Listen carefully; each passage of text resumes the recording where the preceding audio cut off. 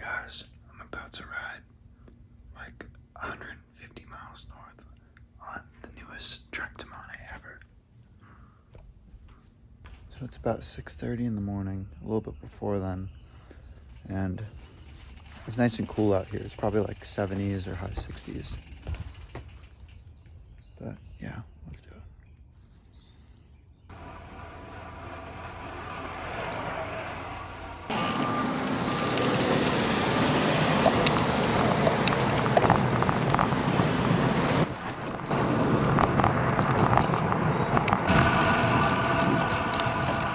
Bike so much because you can ride it across New England and it's still gonna feel cushy.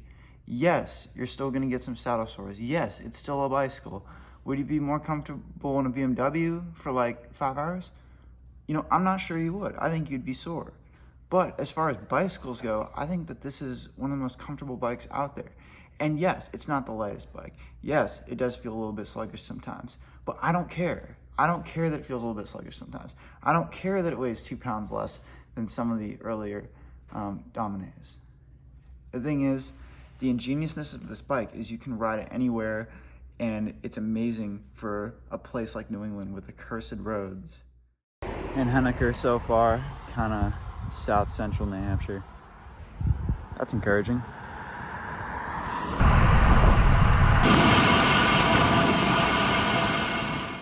Just crank out the miles. And you know what? I also don't care that there are Shimano, actually no, I do care. They're like Shimano rings on it because they ran out of parts because of the supply chain issues, but you know, so be it. There's a Hope Road here. Whenever you see one of those, you know you're in for some good shit. It's just been so amazing to ride. Carbon wheels make this whooshy sound that just motivates you to keep going. Tires are 70 psi max. Now that house has quite the view.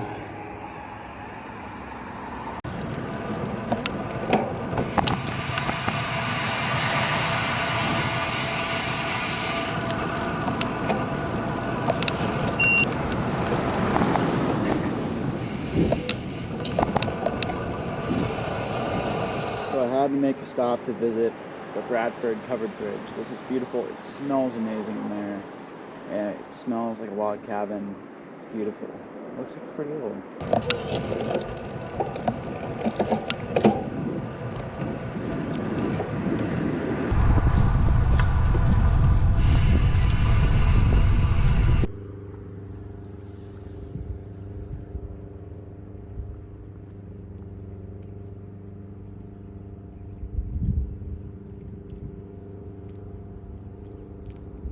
In Sunapee, I saw this beautiful vintage 1960s Porsche 911 Carrera, and gorgeous car.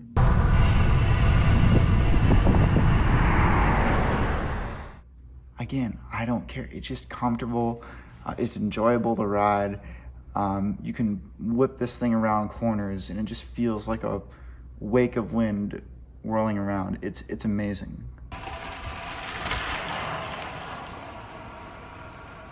But the front ISO speed, you know, there are some drawbacks. There was a bit of creaking as you saw in that other video, and this bike may potentially take a little bit more maintenance than some of the other bikes that you can buy from Trek or any company for that matter. However, they do make the bike cushy, and it is really nice on longer rides. And that's when they made this bike for longer rides. A lot of people say, oh, they've turned this into an old man's bike. Oh, they've done this, they've done that. They made this too much of a neutral gender bike. I can't get a woman-specific bike anymore.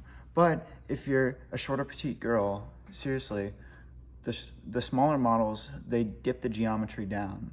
So I can imagine it's gonna fit the way you want it to. And always test ride the bike first and then decide, because you never wanna go off of just what somebody tells you. It's so funny, when I went up to visit my relative, he had a Honda Fit. The worst thing this person's ever done in his life is buy a Honda Fit, right? And he was like, oh yeah, the sales guy said they're all the rage. They're all the rage, right?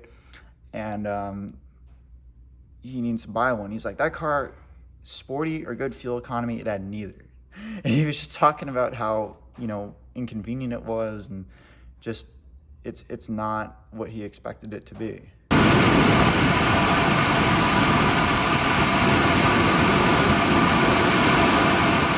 Favorite comment I've got on this bicycle: "You're too young for a Domane. You're like 20 years old. What are you doing on this bike? You should be on a race bike." Oh, do you race? Are you racing?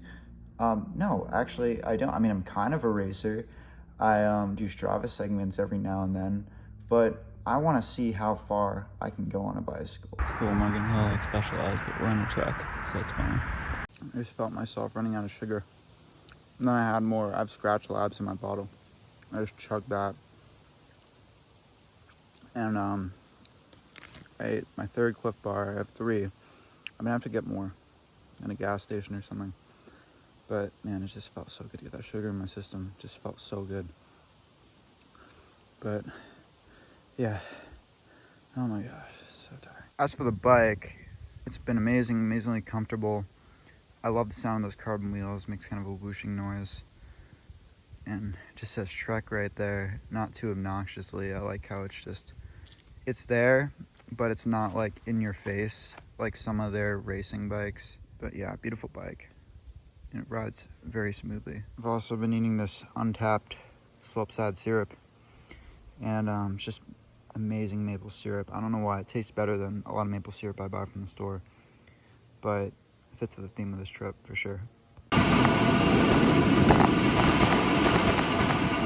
That's just another example of what this bike is really for. However, you can race on it, and it can be very fast.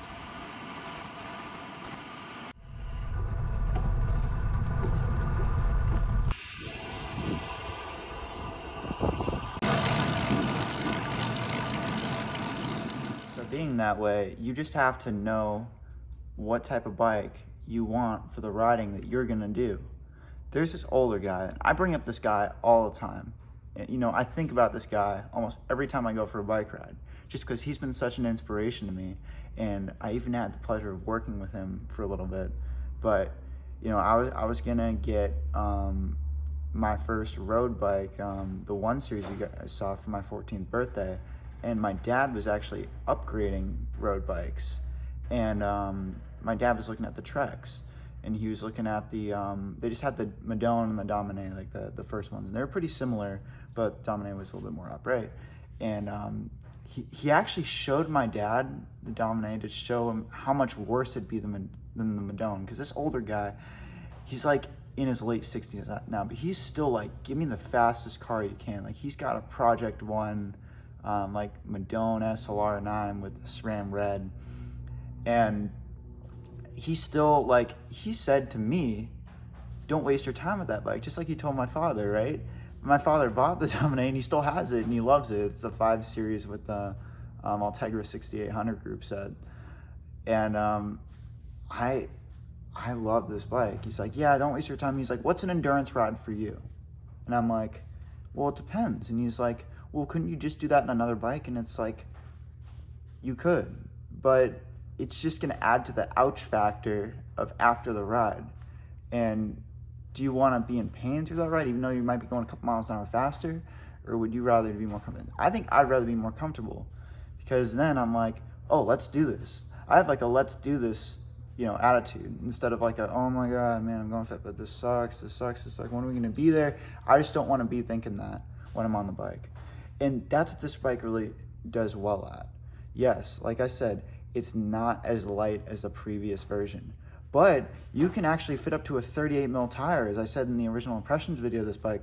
So you could put a 35 mil gravel tire, and I bet you could squeeze a 40 in there. They probably just tell you 38 to avoid rubbing, but I bet you could squeeze a 40 in there, like a 40 mil gravel tire. And you just have one bike for gravel and road cycling. And a lot of people get gravel bikes that I actually think really should be getting a bike like this, because they're mainly riding on the road. They're riding on the road like 80% of the time or 85% of the time. It's like, well, why not get one of these and just get a gravel wheel set? And these wheels are even good on gravel. I've ridden these wheels on gravel. As you see in the video here, I think I took a couple pictures. I got lost and there's some Vermont gravel. It's on a little bit of Vermont gravel. and it was amazing. It was perfect.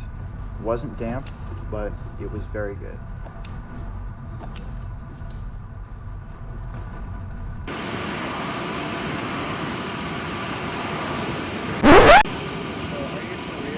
All right, when this guy pulled out in front of me, I was like, really?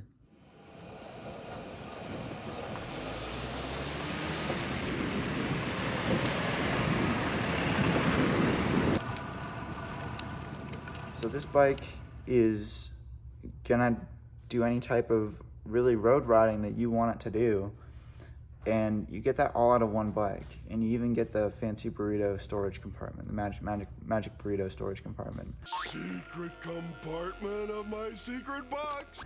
You can fit Skittles in there, you can fit Cliff Bars in there. I've tried everything, so it's awesome.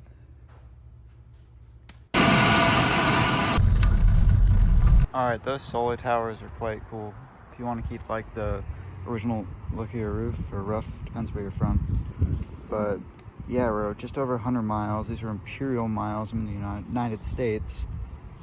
And we're a couple miles away from the Vermont border. We're in New Hampshire right now. But yeah, we're making good time, so we should get to the northern New England Highlands soon.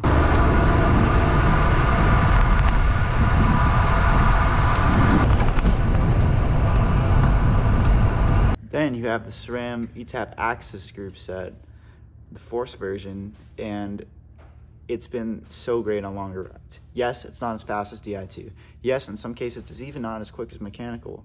However, when you run out of glycogen, you don't have to worry about getting that front derailleur over. The button's just going to do it for you. You can click both of them at the same time, and it is very enjoyable. For endurance riders, I'd say it's awesome. For racers, Di2 is going to be a little bit snappier, but still very good. And it also comes with a cork power meter, which is awesome. I tracked my wattage all the way up there, so it was amazing.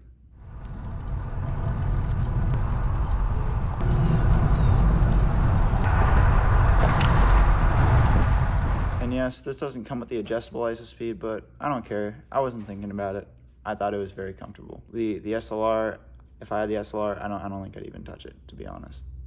The SLR is a little bit lighter, but I mean, bang for buck, I'd actually go with the SL7, either Di2 or Etap, or the SL5. I think either one of those is going to be your best bang for buck, because you get carbon wheels and you get electronic shifting with this bike, and with the other one, you get a carbon fiber frame for the lowest price possible, and you get all those extra features. They used to have an SL4, but they axed that. I don't know why. It was kind of cool they had that, because you get those extra features. Thing is, even with its flaws and misperfections, a little bit of extra weight can feel a little sluggy at sometimes. Sometimes there's a creaking ISO speed. It still has a threaded bottom bracket. The G47 is pretty much internal bearing, but kind of threaded bottom bracket. And you can get a little bit of chain drop from the AXS system, but it's only really if you put it on a bike rack, I've noticed. Keep it in the outer chain ring if you put it on a bike rack. And that's more of an Etap specific issue. Also, the Verse saddle, I didn't like it. I brought over the Aeolus Pro saddle that Bontrager makes from my Amonda last season, which was also an awesome bike. It just wasn't quite as comfortable as this one on longer rides. And yeah, saddle, what works for you works for you. That's not a specific fault with the bike, that's just what I prefer, Aeolus Pro. This is a hill on Lake Sunapee. You can see the Green Mountains from here. It's going from the New Hampshire to the Vermont border. It's right near that actual border itself, but I'm probably picking up 40 plus miles an hour on this bicycle. Also, rotor rub, honestly, once I aligned the rotors, which was kind of a pain in the butt, I didn't get any rotor rub after like a huge descent like that. I don't know if it's just my weight. I weigh anywhere between 135, 140 pounds, but no rotor rub even after a huge descent. Like you see me breaking in this corner, like see there's an old lady there. You know, I did not run into that old lady because my disc brakes worked.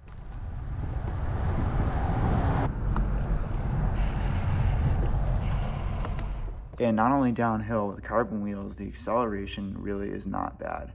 Yes, it can feel sluggish compared to something like an Amonda, just in terms of pure acceleration, especially a rim brake Amonda. And about this bike not coming in rim brakes, it's just, with the tire that wide spec'd on it in the intended uses, it doesn't make sense for this bike. However, I still stand by the idea that rim brakes should be offered on a Amonda, or any climbing bike for that matter.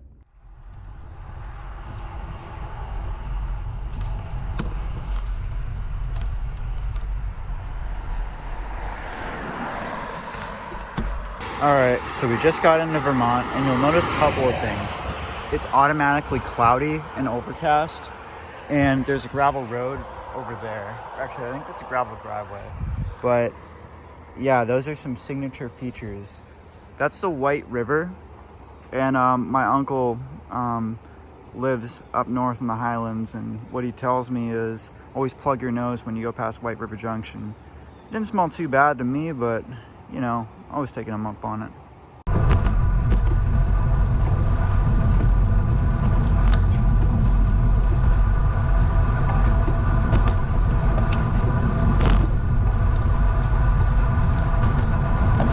Got a couple of friends. We got a brown horse, and then we have kind of a white horse with a bit of brown in it as well. These horses are beautiful. There's a song called White Horse that's very special. You guys probably heard it, but yeah, it just reminds me of that. Just beautiful views here. And let's tell you a bit more about the bike I've been riding. So yeah, Trek Domane SL7. This bike comes with the full Sram Etap AXS group set, the Force version, and it is awesome. Just the shifting performance is great, and when you run out of glucose, you can still shift the front derailleur very easily by pushing both the buttons simultaneously. And as the carbon wheels, the Aeolus Pro 3V, they're also a really great gravel wheel set. So this bike, I love it because you can ride it anywhere you want. And this is also the same bike. I think it's on Trek's website. It says like more choice for all genders. So that means that it's very comfortable for both genders. Like whether you're a guy or a girl, the geometry is going to fit you. Because if you look on the very smaller versions of this bike, you're going to see that the top tube is way down. So they really make it versatile in the sense where everyone can ride it, which is awesome, because at the bike shop you won't be left with one or the other. And of course I have my Supercaz caps and cages from the Amonda last year that we actually had up here in the New England Highlands, but beautiful. And the ISO speed, you guys have seen how rough the roads are around here. It's been smoothing everything out, but you got to remember, a bike's a bike. After a while, I mean, if you're in a BMW for too long, it's going to be uncomfortable. So it's been great. It's been absolutely awesome in terms of the cushiness of this bike. And full carbon fiber frame, carbon fiber wheels, carbon parts in the group set. Beautiful.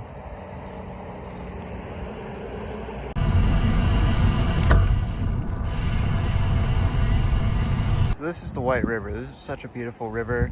It starts at the Connecticut River, and then it goes up through Stockbridge and 107 and all that. And it's very low right now, just because we've been having a lot of heat this summer here in New England.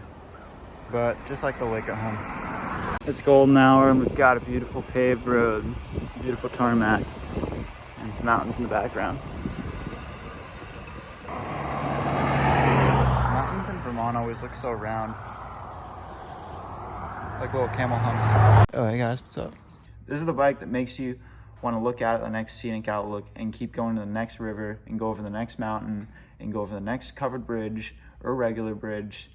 And that's why the Trek Domane, I think this is the third generation, it's the one with front rear ISO speed, 2020 onward, my favorite bike complete that I've ever owned.